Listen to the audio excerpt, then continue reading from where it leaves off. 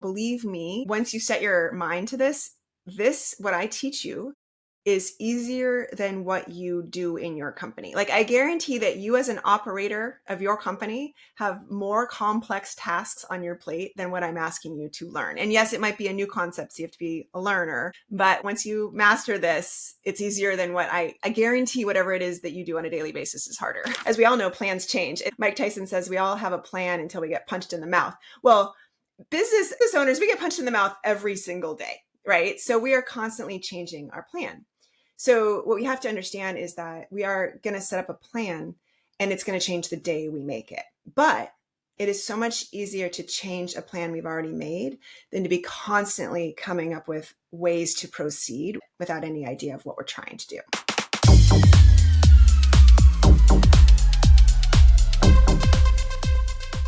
Hey everyone, welcome to the Freedom Experience. I'm your host, John Moncrieff, and I've got a great episode for you today.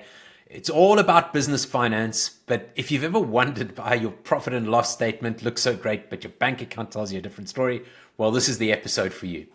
My guest today is Tracy Bech. She's the founder of 60 Minute CFO and the author of the book 60 Minute CFO, which is all about bridging the gap between business and finance. So Tracy's on a mission to help entrepreneurs master the language of finance without all the overwhelm.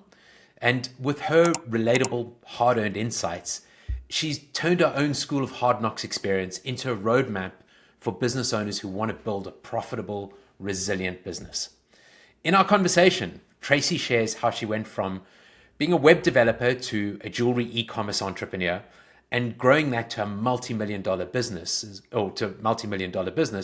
while learning the critical financial lessons that we all have to learn as entrepreneurs along the way. And she breaks down why so many business owners struggle to plan and how to use financial ratios to really fine-tune our business engines, and why understanding the balance sheet just might save your business.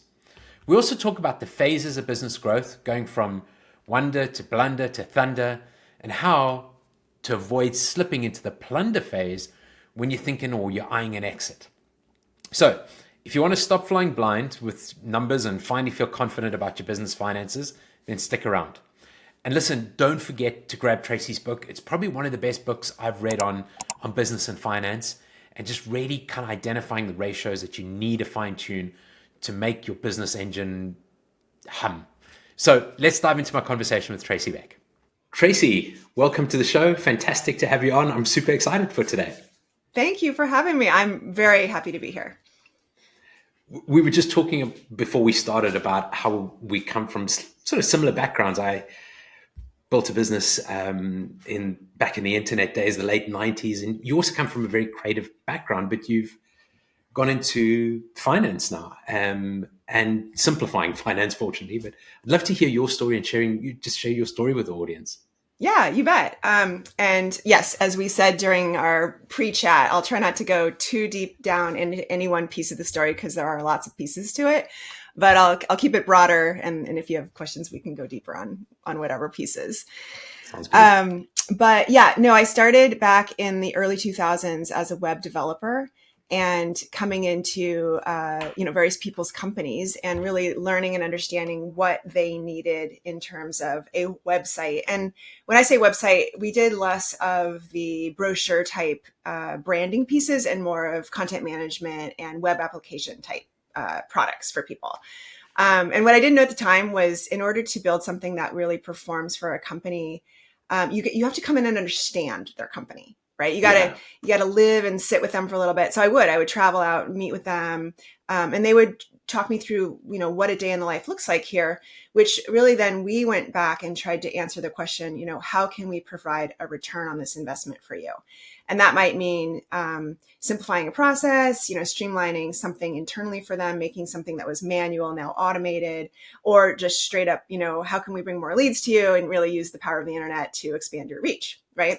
So one of the things that I think of is that was, without knowing it, every time I got to meet with a new client, it was almost a little case study, like at business school. Like a lesson in business, yeah. Every time Yeah. And so it didn't matter. Like, I had all kinds of clients, right? Like, we did Seattle Cancer Care Alliance, and their whole mission is to help cure cancer through research and clinical trials. So I had to understand, like, all of the workings of that organization. And then I had a bronze sculptor, and he was just trying to connect his art to people who were collectors of art, right?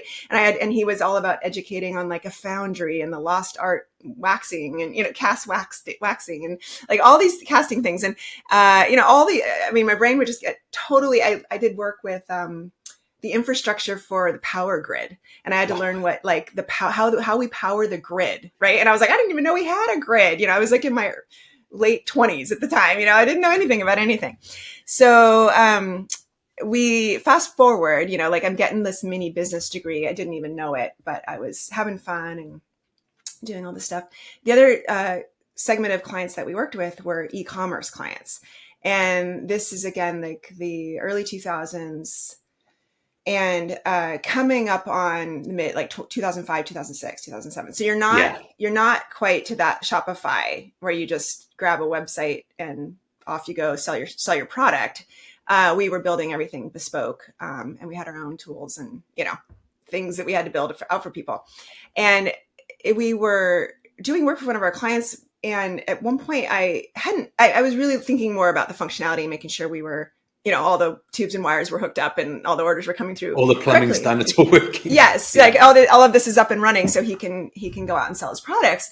And then one day I finally looked into the financial side of it and the reporting side and realized it just hadn't crossed my mind to look at the volume of orders coming through, both from, I knew the number of orders. I didn't know the revenue. He was doing millions of dollars of revenue through this website that we built him. And this little little ching kind of went off in my mind. And I was like, wait a minute. Like we just built out of thin air a tool that if you put the right product into can generate millions of dollars. Like that's kind of cool. Like we did that. Yeah. We know how to do that here in-house. And I thought to myself, to your point, like things were kind of changing in the .com world. And it was also coming up in 2008. So the recession, the housing crisis and everything was happening. And I was thinking it might be kind of smart to like diversify a little bit here. So we're not just asking for people's marketing budgets and getting denied, on the client side of things. What if we built our own website and sold our own product? Famous, last words, thinking like that's all we have to do. And little did I realize this was an actual pivot from being a service-based business to a products-based business. And that you're going from running an agency to being a retailer.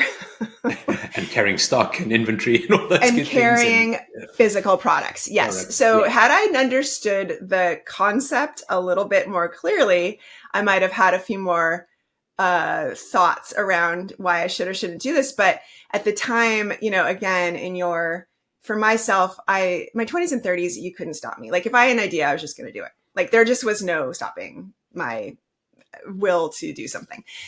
So I remember telling my business partner, like, let's do this. Let's see if we can't just find something to sell and we'll make money while we sleep. And the spoiler alert here is that we ended up picking a product and we had a little algorithm that it needed to meet. It needed to be lightweight, easy to ship, non-perishable, not fragile, and have a really great markup, a really great margin. And we settled on designer jewelry. Okay. So we start buying jewelry. We don't know anything. Like we're website nerds, right? Like we are not fashion buyers. We don't know anything about this. We don't even know how to interact with the brands that we're carrying, but we're doing our best and we're analyzing all of this jewelry based on keyword trends in Google. So we're using just all like our search engine optimization knowledge to decide what to buy, which turned out to be a very successful strategy, especially at this time. Because most businesses don't do enough research to start with, do they? Yes. We had a huge head start being web developers because we were experts at the engineering of this way of selling. So it sounds silly because people who are expert at retail, I have a huge respect for, but at the time, all we had to do was figure out retail and how to appeal to consumers. So, which on the web at that time wasn't hard to do, just because there wasn't that much competition. So the website takes off. And next thing we know, a few years in, we are doing hundreds of thousands of dollars in revenue, and we're pretty excited about it. But this piece of the puzzle that we really didn't understand was we thought we had a really simple strategy around managing the inventory. And mind you, when we were managing our finances on the website development side, we had no inventory, right? We just, in order to make a website, we just sat down at the same old computer we made all the other websites on and Built the made it. website. Yeah, we didn't have to buy any pieces. And the thought process that we had for the retail site was, for every time we sold a lot of bracelets. So every time we sold a bracelet, because it was 2 to 2.5 times markup, we could turn around and buy 2 more. So you sell 1 and you buy 2. And if you are familiar with cash flow principles, what you would immediately intuitively understand would be that means we have no cash, because we are investing in the products 100%, right? Like we're reinvesting 100% of our cash. Yeah. But because we were not fluent in that side of things at all, because we didn't need to be previously, we didn't come in with any of that knowledge. What we were doing was we were looking at all of our profits. So we were like, oh my gosh, we have so much profit. And I would keep running the income statement and be like, oh my gosh, like we have it was a really lean team. It was like myself and my business partner really doing this in our spare time. We were still running the website agency and doing this like very part-time, but making all this money and thinking to ourselves, would it be really cool if we could like start paying ourselves from this company? And my partner would say, where's all the money? And I would look in the bank account. I have no money. No money. So you're just looking at the income statement, looking at the top line, the bottom line, and nothing. Top line looks great. Bottom line looks great. Like 30% margin. Yeah. But then the bank account looks horrible. No money. Yeah. And I remember her looking at me and going, well, where's all the money? And I was like, I don't know. And I was thinking in my head, she was the computer scientist, right? She was our engineer. And I was like, oh man, this is like really bad if she doesn't know where the money is, because she's a lot smarter than me. So if she doesn't know, how are we going to figure this out? And I remember we were sitting in this little room, our conference room for our website agency, which we had like, oh man, we were such bootstrappers. We had turned into half of it is inventory storage. And I looked over at all of our inventory. And I was like, oh my God, I think I just found the money. There's gold on those. We have there's like, what do they say in Arrested Development? There's money in the banana stand. Yeah. Like I was like, I found it. So we were like, well, then how do we have all these profits? Right. And the answer is in the mysterious and often overlooked balance sheet. And sure enough, we weren't even accounting for our inventory properly. We had to figure this all out on a real bookkeeping standpoint. So what we ended up doing was, well, developing a real respect for the balance sheet, figuring out that this inventory piece directly affects the cash. And so depending on how much and how fast we want to replenish our inventory, and also for how many days of growth we want to be having in stock here, right? Like, do we need 30 days, 60 days, 90 days of stock?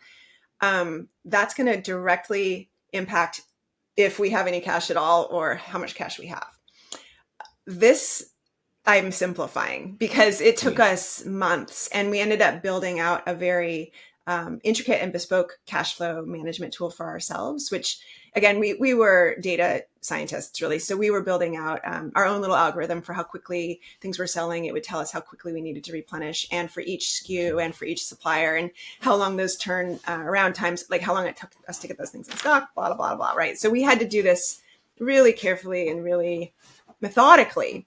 But what we figured out was that by honoring the balance sheet and how much is sitting in there in inventory and slowing our growth, right? Like really being a little less foot on the gas, and we'd have to put our foot on the brake, but we needed to like know when to coast. A little bit.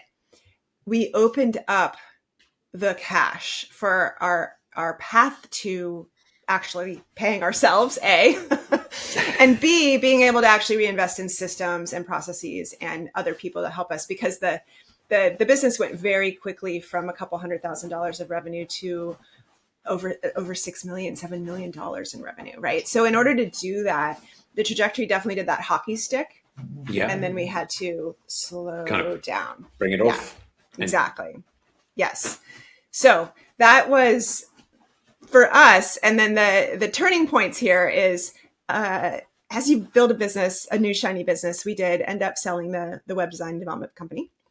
So we became familiar with what it looks like to exit a company. And then we focused all of our efforts on the e-commerce company. As we were building the e-commerce company, our competitors, who were distant competitors, over the years we were doing it, became on our heels competitors.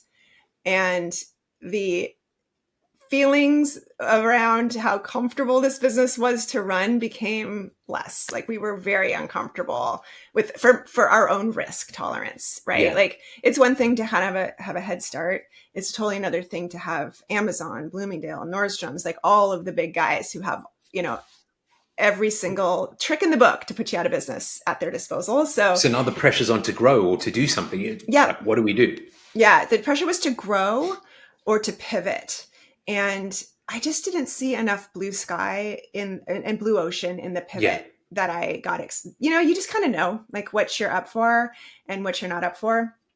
And so we very openly and honestly put the business on the market to sell, knowing like this is your opportunity here. Like who wants to take this very established, essentially, extremely profitable and stable business, but you probably have another year before you really need to put your pivot in place because our competitors are knocking on the door. It was acquired in 30 days, Wow. which was its own story Yeah. in and of itself. And sadly, they did not pivot. So that story came to its own end. But my pivot, John, is where I realized that the success of the project for me was the learnings that I took away from the financial side. So you stepped away, and then you, after that exit, Yes, and figured, I need to figure this out and teach it. Yes. And it wasn't as straightforward as you might think, because the story was that, so my dad, who is my co-author, co-founder, yes, and has always been my mentor, was kind of putting the capstone on his career in terms of teaching business finance. And the capstone was the first draft of 60 Minute CFO. Okay. So he came to me and said, hey, you just sold your business. You know how to sell things online. I just wrote this book. Why don't you read it? Tell me what you think and help me sell it online. I read it. And mind you, the piece I didn't put in here was, as my mentor, he was very helpful when I started my web design and development company, because he said, oh, hey, you're doing a service-based business. Let me help you get started. When I pivoted to products and e-commerce, he looked at me like I was from Mars and kind of said, I don't understand. Like, what are you doing? What is this? Like, he just didn't, I think it was probably the age and stage of his own career that e-commerce just wasn't on his map as to businesses he felt like he could advise. Little did he know that once I read his book, every single thing I learned by doing everything. Yeah. I was like, I did all of this the hard way. And had you just sat me down and taught me about the balance sheet, it's the same. It doesn't matter where you're selling this. If you're selling it in a lemonade stand or in a brick and mortar store at Walmart or online, this balance sheet operates the same. So I kind of had a moment with him where I was like, you totally could have helped me out. But I'm so grateful for learning all of my lessons the hard way. Had I not had that moment in that conference room with my business partner and said, where's the money? I wouldn't have this so strong, like in my bones, strong appreciation for the balance sheet. And I'm a hard-headed, stubborn entrepreneur, and I'm not gonna care until I understand why I need to care, and that just solidified it for me. So this is how, when I said, I'm not just gonna help you sell the book, Dad, I'm gonna teach it. And so he's now retired, but for a couple of years there we co-taught, and he has the BA and the MBA in finance. Yeah, finance. And I have this like School of Hard Knocks MBA. Yeah. Right. And you brought them together. Yeah. Yeah. Brilliant. So when you're looking at me going, hey, I don't really know why I should care about the balance sheet. And I go, I know why you don't feel like you should care about the balance sheet. Yeah. I've been there. And let me tell you, here's how you're going to get yourself unstuck. And this is how I'm going to tell you how to do it. And this is what you're going to get out of that. And then you're going to let yourself, like, you're basically going to, go to the next level. Like, now you have strength and confidence in your financials. You could do this. So it has been extremely fun for me to do. And it's a winding path, right? Entrepreneurship is a winding road. So, yeah. So I think there were at least two stats in your book that just kind of jumped out at me that were like, wow. One of them was I think maybe 2% of business owners do any kind of financial forecasting, and the other one was around only 5% of business owners actually have a plan. I'm curious why we're so bad at this in your mind. I mean, you work with business owners all the time. Yeah. Why is it? I think there's a kind of a much broader issue before we get down to the financial stuff. But why are we so bad at this? Well, so there's a couple of reasons why. A lot of us don't know how to plan. And so it's really hard to sit down to set yourself up to do a task that you really don't know where to start on, right? And you can look around on the internet and in books, and you get like a million different recipes and methodologies for planning. And some are really big, and you need to take a week, and you need to go off site, and you need to have facilitation and, note takers. And others are really simple. And so somewhere in between is where we just need to sit down and take away the fear and just go for it. And that second piece is really the fear, because it's the fear of being wrong. And when we set up a plan and we do it in front of our teams, even sometimes if you're a solopreneur doing it with yourself, it's this fear of saying, this is where I want to go, and then not getting there, right? What if we don't get there? And we think, I love it, then, yeah, right. And then we think so to ourselves, what's the point of this? Because it probably won't happen anyways. Like, as we all know, plans change. It's Mike Tyson says, we all have a plan until we get punched in the mouth. Well, business owners, we get punched in the mouth every single day, right? So we are constantly changing our plan. So what we have to understand is that we are going to set up a plan, and it's going to change the day we make it. But it is so much easier to change a plan we've already made than to be constantly coming up with ways to proceed without any template, without any idea of what we're trying to do. So it's really the fear and the lack of knowledge that sets us just like on the sidelines, and we don't want to do this. We just think. And then the third piece, though, and let's be real, it's really why a lot of us don't do a lot of the things we should do, is the time. We just don't make the time. Yeah. But that's kind of, I think that fear is such a big one. You're so right. Fear of not hitting the numbers, fear of the ego and being in front of the team and not kind of making those numbers holds us back from putting the plan together. And sure, the first few quarters we may not get where we want to go, but we can only get better at forecasting. Yes. Keep at it, keep going. And I think that's so critical. I use the analogy a lot, and I think this applies to lots of people's way of doing business. But if we were all going on a road trip together, and I said, Jean, you're in charge of navigating, the first question you would ask me is, where are we going? Yeah. And me, as the person who decided to go on the road trip, as the business owner, it's my job to tell you where we're going, right? Yeah. And now we might get going in the car, and we might have it all mapped out. Like, we're in fact, Google Maps is going to map it out for us, right? So there we go. But the problem is we're going to get going, and there's immediately going to be detour due to construction. There's going to be weather that happens. And you know what? We're going to get like 100 miles in, and we're going to go, wait, you know what? I just read something, and it sounds like it might be better to go over here instead. But that's okay, because you couldn't have gotten us 100 miles down the road without that first destination that I gave you. And so together as the team, it's not like and you wouldn't look at me and go, how come you didn't know that there was going to be a snowstorm? How come you didn't know there was construction? Like, that's not how it works, right? We all are on the same team, but we just need to give ourselves a little bit of direction, right? A plan, a forecast. So know where we're going. And even if the road is a little bit kind of windy, we get there in the end. That's and even if we choose to go someplace else, it's an informed choice. It's like, well, we headed in this direction. It would actually make sense to go a little bit further over here. Like they're having a music festival we want to check out. Like all the things that you do when you go on a journey, right? On a journey. Mm-hmm. So going back to what we were talking about earlier about just kind of looking at top line, bottom line, and kind of being overly focused, I guess, on the income statement. What you've got the sort of three statements, the numbers, the ratios between them, and then those 12 key ratios, which almost, if I was an entrepreneur, either putting a CEO and going and sitting on an island somewhere, are the things that I need to be looking at all the time. Yeah. Maybe tell us a little bit about that, about those ratios and the relationships between the three main things that I should be looking at as a business owner: balance sheet, cash flow. Yeah. Okay. So let's walk through the broad three steps that you take to become financially fluent as a leader. And so we're not talking about turning you into a CFO when we say 60-minute CFO. We're talking about turning you as a leader into somebody who's financially fluent and can take 60 minutes and get what they need out of their financials, right?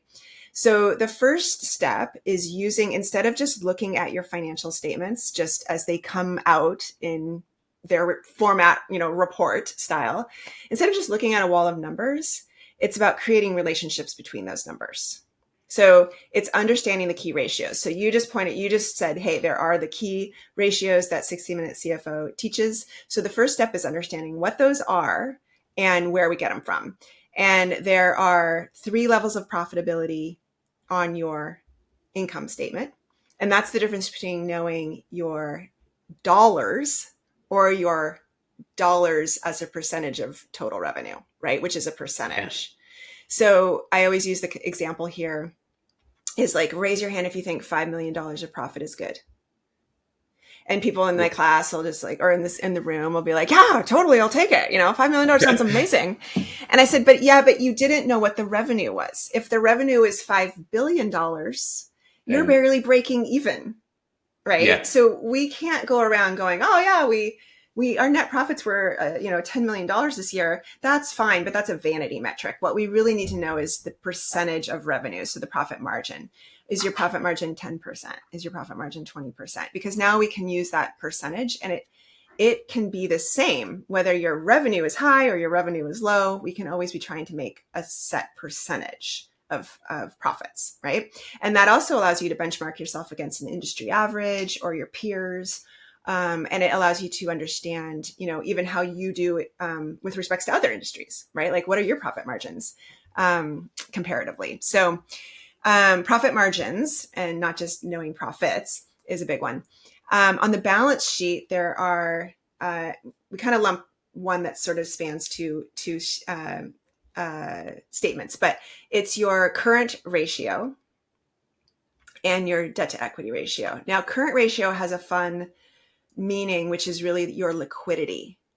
So your current ratio on your balance sheet is really just taking your current assets and dividing them by your current liabilities. And I don't want this to turn into a bookkeeping class, so we don't have to go into that. But we're talking about liquidity, and your liquidity, when we start looking at the ratio of how much you have in assets, current assets, so short-term assets, to what your short-term payables are, we're talking about your ability to pay your bills. So as a business owner, you pull up your balance sheet, it looks like, who cares? But you now dial into, well, what's the current ratio? Oh, well, that's, if it's above 2, we can pay our bills twice over, right? If it's 3, we could pay each of our bills 3 times. 3 times over. Yeah. So we start to give ourselves this meaning behind the numbers. This is how easy it is for us to pay our bills. It's our liquidity. The second one is debt to equity, and debt to equity is exactly what you say. You add up all your debt and divide it by your equity. It is known as your safety. And safety's definition is your ability to withstand adversity, which, taking it one step further, is understanding how easy it would be for you to get a loan right now if you needed to. Okay. Yeah. Because makes sense. when you're up against adversity and really times are tough, it means you need some cash, right? You need an infusion. You probably need to get some sort of outside funding. If we let our debt to equity ratio get outside of a lendable limit, which is above 3, banks are not as excited about that. And there's always an exception to the rule, but I'm speaking broadly here. We know we're in a territory where if we needed it, we probably wouldn't get that lending, right? There's so many other things that a bank will look at as well, but this is your leading indicator. So your ability to withstand adversity. Now there's a third one that kind of takes a little bit of the income statement, but it's mostly on the balance sheet, and that is your survival score. Survival score is a term unique to 60-minute CFO, but it's in the banking and in the investing world also known as the Z score. But this is your likelihood of going bankrupt. And it's not a death sentence, but it takes into account a lot of factors on the balance sheet, plus your net income or your net profits, right? Those are synonyms. And it tells you how close you are to running out of options. Okay. And, meaning your last option when your business is in real dire straits is your articles of bankruptcy, right? Your bankruptcy. And if it's starting to get to 2 or lower, again, leading indicator, we need to start correcting some things. If it's higher than that, you're doing well, right? And we have some other scales in there to indicate excellence as well. 5 and higher is really great. So those are the 3 on the balance sheet. Then we get into our operating performance ratios. There's 6 of those. These are really helpful, and some businesses use all 6.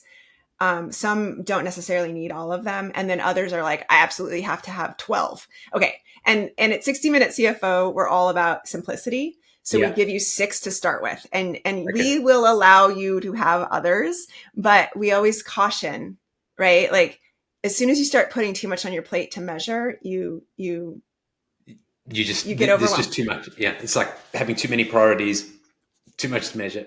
Right. Yeah. You can't have all these as priorities. Yeah. So, and I'll breeze through these, but it's return on equity is a great one to measure. Receivable days. So in other words, letting too many things go out, invoices that haven't been paid. We need to keep an eye on that. Inventory days, which was a big one for me, right? Like, do I have 30 days of inventory in stock or 300 days of inventory in stock? When I had 300 days of inventory in stock, I had no cash, right? So managing that to the right level for your company. Payable days is the opposite of receivable days. It's how many days of our own bills we owe. And we want to keep that in a manageable place. But if we're paying them super fast, again, we might not have as much cash. If we pay them really slow, we might negatively affect our vendor relationships. And then revenue. Oh, and survival score, I included in balance sheet. It kind of lives on operating performance as well. That's the 5th one here. And then the 6th one is revenue per admin employee, which gives you a really great objective measure of how well staffed. And that can be 2 different things. Are you understaffed or overstaffed for the amount of revenue that you're bringing in? Now, you're not attributing revenue to these administrative employees. They're administrative by nature, so they're not creating revenue. But employees is a really hard one because we have a lot of emotion around who works for us. Yeah. So this provides a little bit of objectivity. And when we can keep it as a ratio to revenue, so it's a head count. It's a head count to revenue. It gives us just a little bit more of a data point rather than going off of a gut instinct. Yeah, I guess just going back to what we were saying earlier, most of us kind of pick up the income statement, look at revenue, look at profit, don't even spend much time on profit margin. It's like, okay, there's profit down the bottom there, exactly to what you said. 5 million on 5 billion is break even. Yeah. But yeah. What this is giving a leadership team is a set of kind of almost dials that they can tune the engine with, sort of dialing them different ways to make sure that the whole business is performing optimally. Yes. And you talked about phases that we go through. A startup goes through this kind of wonder phase. A high growth or growth business is going through the blundering phase, which I'm kind of fairly used to. A more mature business is thunder, which is, I guess, where you ideally want to be. And then the decline is the sort of plundering phase. And I guess I'm just thinking, I had a conversation with the CEO today who said to me, so we're at 10 million right now. We want to get the business to 22 million over the next 3.5 years. We want to go from 400 to 1,000 clients. We want to go from, I think they're probably around 6.2 million in EBITDA at the moment, and they want to get that up to 12.5 million or something like that. I suspect that they're probably in that thunder phase at the moment. They're doing really well, and they just want to kind of up the dial now. And going back to what you say about grow broke, and I'm not saying they may do phenomenally well. Yes. But this feels like this is kind of transitioning from either being in thunder to kind of going back to blunder, or it could be. And And it's when I teach these phases of business, I always talk about the fact that it's really hard to get to thunder and stay there. It's almost like trying to stay on a knife's edge, because it's the adage is if you're not growing, you're shrinking. It's it's almost hard. It's so hard to just stay the same. So if you're saying, well, you've got to grow, it's also sometimes really hard to do just like moderate growth, right? It oftentimes, if you've saturated your market and you've tapped out like where you can go with this team, sometimes in order to get to the next level, you have to invest a lot, maybe in overhead and team and headcount. So then you would want your revenue to also grow a lot. Yeah. Which would, yes, exactly, put you back into blunder and high growth. So the point though is that a lot of times for your first run, like for the first high growth stage of a business, what we're talking about at 60 Minute CFO is either not understood at all, or if you know it, it is so in the back seat of your mind that it doesn't ever get any airtime. Yeah. And that's just because you're busy. High growth is busy, right? You don't have time to put into that. So the controlled high growth, right? We talk about if you are watching your growth take off, we can manage the ratios accordingly. We don't have to project the house burning down while we're growing. Yeah. We can project controlled, sustained, so that we don't take our debt to equity from probably usually in a mature company, which would be the Thunder stage, your debt to equity is like super safe, right? You've paid off all your loans, and if you needed any to begin with, and then when you want to grow, you might borrow some money, but you don't need to take it all the way to the max, right? You can watch and say, well, we don't ever really want to go above 1.5 on our debt to equity. Yeah. You can give yourself these bumpers, and guardrails as you're doing it. Yeah. But actually having access to this kind of dashboard for the leadership team to be able to see those key indicators rather than just a income statement, and in many cases there's probably a balance sheet and a cash flow, but they're not really looking at those ratios. And I think that's where the surprises can kind of come from. They maybe don't fully understand what they're looking at, or at least potentially the CFO knows what they're looking at, but the rest are. Well, so you're queuing me up for that second phase of that second step in becoming financially fluent, which is and the third, I'll give you both. So the second step is understanding the difference between cash and profits. And then the third step is learning how to forecast the 3-statement model. So not just forecasting that income statement, but doing a balance sheet as well, which the cash flow statement, the good news on the cash flow statement is it's derived. So as soon as you do your income statement forecast and your balance sheet forecast, you get a cash flow forecast. Yeah. So that's a really nice bonus, right? You didn't have to do any of that. It just comes with it. But that second step is where we, not knowing the difference between cash and profits, which you heard me, I knew I had a lot of profits, but I had no cash and I didn't know why. And it's really bringing on that respect and understanding for how that balance sheet's going to work as you grow those profits. And yes, when you say we're going to grow our revenue and that's going to grow our profits and our EBITDA, you forget to say, but what's going to happen to our cash? Because you forget to say what's going to happen to our balance sheet. So when that company comes to you and they say, we're going to do this, the response is, that sounds great. It sounds to me like you have forecasted your income statement, but let's forecast the balance sheet so that we can figure out what your cash flow is going to look like, because we are going to need, because cash is king. Right? Like cash fuels the growth. that's the oxygen that your business runs on. Yeah. So let's figure out if this is sustained. And I just did this with one of the companies that I advise for.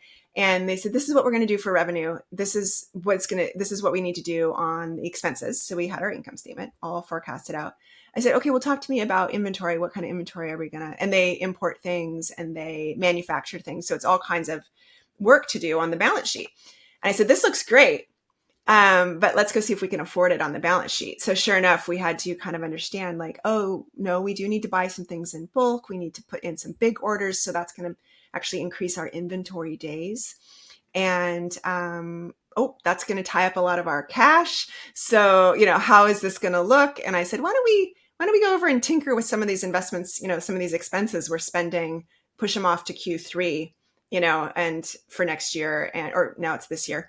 And so we can afford it, right? Or we need to look into how else we're going to finance this. So that's the missing piece. That's where most of us stop, is the income statement. Yeah. And it's kind of being able to get in there and intelligently make those decisions based on the data across all three pieces. All three Exactly. sheets. Yeah. And that second step in our 3 steps is the one that says, wait, yeah, even if you're listening to me right now and you're still just like, Tracy, the balance sheet means nothing to me, I don't care. If you care about cash, it does mean something to you. And I joke, there's a graphic in the book that is so basic. It's basically a 3x2 grid that shows you the drivers of cash on the income statement and the drivers of cash on the balance sheet. And I joke that people should get it tattooed on their forearm so that they have it handy at all times. It's like it would be the worst tattoo ever, but aesthetically speaking. But for understanding finance, it's extremely helpful. And the thing is what you just heard me say, is there are twice as many things that affect cash, drivers of cash on the balance sheet, than there are on the income statement. The only thing on the income statement that has any effect on your cash is whether you had a profit or you had a loss. Yeah. And I suppose to what degree, right? But the balance sheet has assets that go up, assets that go down, which is 2 things, liabilities that go up and liabilities that go down, which is another 2 things. And that's very dynamic, right? And you're not always thinking about how that affects your cash. So. And as you said, that's very dynamic. It's changing all the time. And yeah. Yes. So, I mean, I'm thinking back to scenario that I was talking about earlier with my own business, where we saw massive opportunity to grow. We kind of went 5 million, 10 million, 15 million. And for me, that point came where I think you realize that you're blundering around, where you're taking on or the sheer amount of money that it takes to grow a business. And it's easy to say, well, at least it was back then, bring in more scanning devices, kind of take a finance to bring in more equipment, hire more people.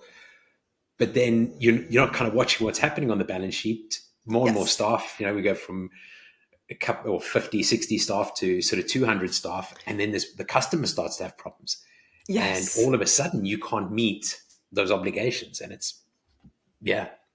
Yes. And there is, of course, and that's kind of that whole, when we talk about forecasting as well, I always recommend doing your best case scenario, worst case scenario, and most likely. So we call it 5-8-5, where 8 out of 10 likelihood of happening is your most likely case. And then a 5 out of 10 likelihood of happening for worst and best case. So you've got 3 now. And that's where you can kind of say, what if the industry suffers? What if the economy suffers? What if these 3 clients go away? Yes. Mm-hmm. You can actually accurately forecast what's going to happen. Yeah. Well, and then to the best case scenario side of things, I think we were talking about tax bills, right? What's the tax liability? If we really knock it out of the park here, and we're assuming we can just reinvest and really use this to grow, but remembering that the tax liability that comes with it. And that was also a piece. It wasn't part of my almost growing broke story, but when you have inventory, that is actually taxable. That has not shown up as an expense yet. So that income that you reinvested is taxable, but guess what? You don't have the cash. So we have to really, that's the other gotcha here, is when you grow and you're thinking I certainly will only have to pay a portion of what I have in cash. No, you actually have to pay that inventory it's why we see profits and we have no cash. That's the double whammy.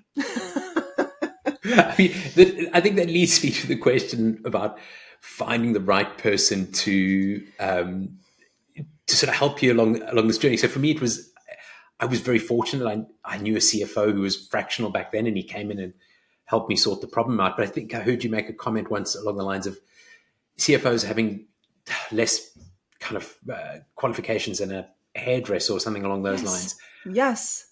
How do you find the right? How do you make sure that you bring in the right person in to solve the problem? Yes. Well, I'm a big believer in understanding what somebody does in your company before you hire it out, right? So becoming a financially fluent leader, I think, is really step 1. So you know what to expect. Yeah. You need to be able to set the standard and hold people to it. And if you don't know what the standard is, you're not going to be able to hold them to it.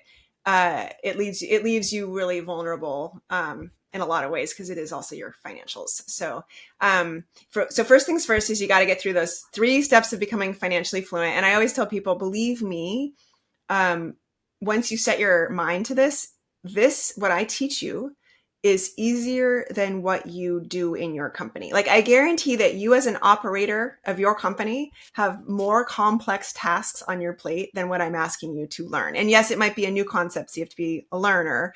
But once you master this, it's easier than what I guarantee whatever it is that you do on a daily basis is harder.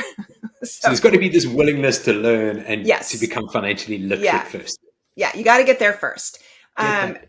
Yeah. Then what you're looking for is there are literally, for hiring your CPA, we have a list of things to look for, right? But your finance team should consist of a bookkeeper, depending on the size of your company. But let's say you're a mature company and you've you're doing, let's say you're doing 5 million in revenue, depending on your industry, maybe 10 million.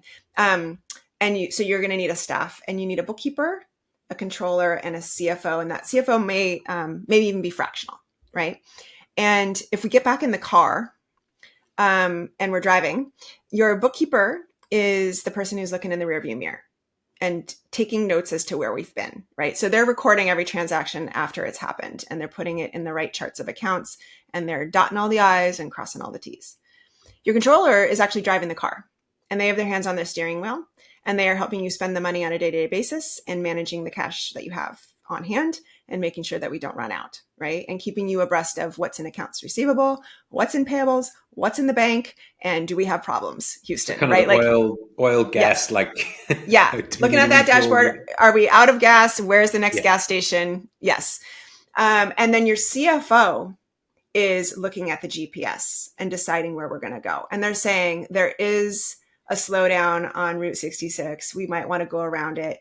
If we take surface streets and then we get back on the main road, that would do us better, right? They're planning, and they need to understand what you understand as well. And they need to speak to you in the terms that entrepreneurs speak. So when you are finding this person, it is very helpful to explain to them in your entrepreneurial terms where you are going. Again, it's really important to have that vision and clearly explain it to the CFO. If you choose to become financially fluent using 60-Minute CFO, make them read the book, because now you can literally be on the same page of a book, and so that we're all speaking the same language, right? In finance, the thing that happens that it just bogs so many people down is all of the various synonyms for the exact same thing, right? Net profit, pre-tax profit, revenue, income, sales, like these things, like they get thrown around, and then people go, oh my God, what are my sales? Well, I only know my revenue. Or common kind of definitions, know what the terms are that we're using. And let's stick to that, right? I mean, it sounds so simple, but it honestly, you're a busy entrepreneur, you're a busy business owner. You don't need to get bogged down in all the different jargon. So that person needs to understand that, right? And then they also need to they need to be able to understand the goals and help us get there. And we don't want someone who's just reporting the news and who's just like, well, here are the finances. We want someone who's on the mission with us, on the journey with us, helping us navigate the roadblocks and what taking could be that coming advisory down the line. Yes. Yeah. And then the same thing goes for your CPA. I highly recommend interviewing them for, are you an advisory CPA or are you just a by the book, tax accountant? I'm not throwing shade at all at the by the book tax accountants, but they are not going to give you advice, right? Like that's not what they are taught to do in school. They're taught to cross all the T's and dot all the I's with the IRS. So you want to find somebody. I always advocate for finding somebody who's willing to say, yes, I think you have a great financial accounting and reporting team, or I think you have holes here and I think you need to shore up your system. And hey, I think you're doing great this year. And I think you should look at, additional benefits for your staff because of the amount of revenue and profits that you're doing, and that will actually, help you in tax time. So I always recommend, you want someone who's going to come alongside you and play an advisory role. Those people are harder to find, and they are more expensive, but they are worth it, because they are described as the person who knows the most about what's happening at your company on a financial basis, but the least able to do anything about it. So Okay. if we find someone who's willing and able to advise us, we unlock a whole other knowledge Kind of level base. knowledge. Yes. Yeah. And it can be very valuable. It also can be really enjoyable, because a lot of people that I talk to and teach really dread tax time and talking to their CPA, because it's not dynamic, and it feels very much like, I wish I would have known this sooner. Right. Every time. Yeah. Yeah. Yes. And it's scary. Yeah. Those tax bills are not fun to navigate. Because you go back to what you're saying earlier. We had a fantastic year. Haven't collected, or cash is in the bank as much as we thought, but here's the bill. Here's your bill. A scary time. Yeah. It's very and scary. I know fantastic read. We'll put it into the show notes. I think, for all leadership teams, like you were saying earlier, get the whole leadership team to read the book and understand the fundamentals. One of the things I wanted to touch on sort of as a last thing is, we started talking about exits and some of the work that you're doing with smaller companies, those companies in what you define as the sort of plunder stage, I guess. And we're going through the silver tsunami that's spoken about so much, where business owners are kind of Gen X, baby boomer. Plunder is perhaps where they're at, and it's comfortable. But then they start thinking about selling. Mm-hmm. What should they be thinking about at this stage? And I know the book handles a succession plan with a sort of father and son dynamic, but if you're in the plunder stage, are you thinking about reversing into thunder again, or to get ready to? I mean, should you be going? Is that what the aim is? Go back toward thunder. Yeah. So if you're really in the later stages of business, and plunder is described as almost the same as thunder. And the only way you really know if you're in plunder is by looking at the trends. So you are still profitable. You are still looking good on the balance sheet, but you're not as good as you were. Yeah. Right. So it's starting to decline. But so that would be like your data-based plunder indicators. But the other one is if you are feeling complacent. Right. Like, so there's an attitude and a mindset shift as well, which you kind of got 1 foot out of the door already. Yeah. And that's just like a natural stage of evolution for leaders, right? Like, not all leaders, I mean, as they say, everyone exits, right? Like, at some point you will leave your business either by choice, or you die, or something will happen and you will leave this business. So, but if you are looking for an actual change of ownership, the things that I recommend are it's very similar to if you are to pass your business, onto your son or daughter, or, if it's a family business, which the book describes. But we have to understand what makes this business tick, right? Like, what are the things that we have to do within this business to make it run and run successfully? It's those 14 key ratios, right? Like, understanding like what creates cash, what creates profits. And then there are other things that you can do. And the book kind of like leaves you hanging a little bit in that respect. But I was actually just talking to somebody who is who does valuations for businesses, right? There is one of the best practices you could start combining into your company on an annual basis right now is building a relationship with somebody who does opinions of value, right?